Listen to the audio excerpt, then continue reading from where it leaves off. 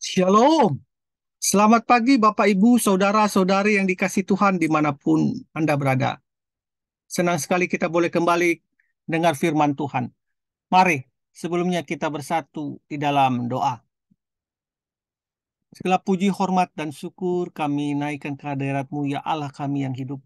Terima kasih untuk hari yang baru yang Tuhan berikan dalam kehidupan kami. Tuhan, masuklah ke dalam hati kami, beracara seluas-luasnya dalam roh kami. Di dalam nama Tuhan Yesus kami berdoa. Amin. Kematian yang berharga. Landasan firman Tuhan diambil dari Mazmur 116 ayat 15. Berharga di mata Tuhan kematian semua orang yang dikasihinya. Mazmur 116 ayat 15. Kebanyakan orang memiliki gambaran yang menakutkan tentang kematian. Sedapat mungkin orang ingin menghindari kematian. Karena kematian berarti perpisahan. Karena pengertian berarti kehilangan dan kedukaan. Tetapi apa yang dikatakan oleh pemazmur dalam Mazmur 116 ayat 15? Berharga di mata Tuhan kematian semua orang yang dikasihinya. Memberikan satu pemahaman baru tentang kematian dari sudut pandang Tuhan. Di saat kematian datang, orang jarang merenungkan hal ini. Karena mereka begitu larut di dalam kesedihan. Yang pertama, sebenarnya kematian itu mengakhiri penderitaan umatnya. Kita bisa tahu bahwa di dunia ini banyak sekali penderitaan hidup. Baik sisi sakit penyakit, persoalan ekonomi, persoalan keluarga, apapun itu, setiap manusia tidak lepas daripada penderitaan. Di satu sisi, penderitaan itu menjadikan kita lebih dewasa dan lebih bergantung kepada Tuhan. Tapi di satu sisi, sebenarnya tidak dengan rela hati ia menindas dan merisaukan anak-anak manusia.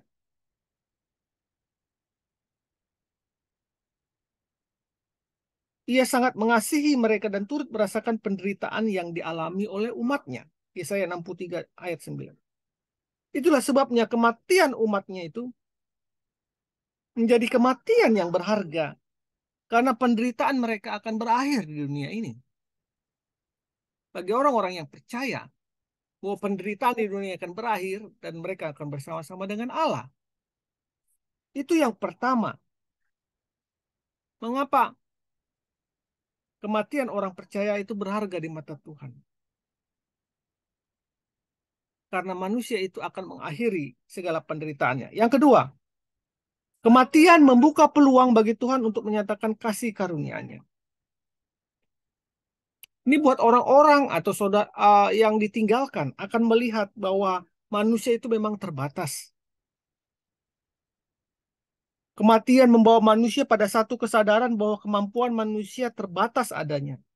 Dan manusia tidak berdaya untuk mengelak dari apa yang dinamakan kematian.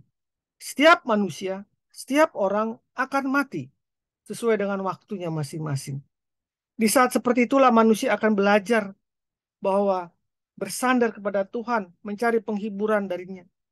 Di saat manusia merasa lemah, disitulah baru Tuhan dapat menyatakan kekuatan kuasanya. Kematian menyatakan bahwa manusia itu tidak akan pernah luput dari kematian. Manusia itu seberapapun kuatnya, dia akan tetap mati. Untuk itu manusia perlu Tuhan. Yang ketiga, kematian adalah pintu masuk untuk hidup bersama dengan Tuhan. Tuhan mengatakan supaya di tempat di mana aku berada, kamu pun berada. Yohanes 14 ayat 3. Ya Bapak, aku mau dimanapun aku berada, mereka juga berada bersama-sama dengan aku. Mereka yang telah Engkau berikan kepadaku agar mereka memandang kemuliaanku. Yohanes 17 ayat 24. Kematian akan membawa kita kepadanya. Kita akan bersama-sama dengan Allah pada waktu kita mati. Sebagai orang percaya, kita akan bersama-sama dengan Allah. Allah akan bersama-sama dengan kita. Kematian akan membawa kita kepadanya.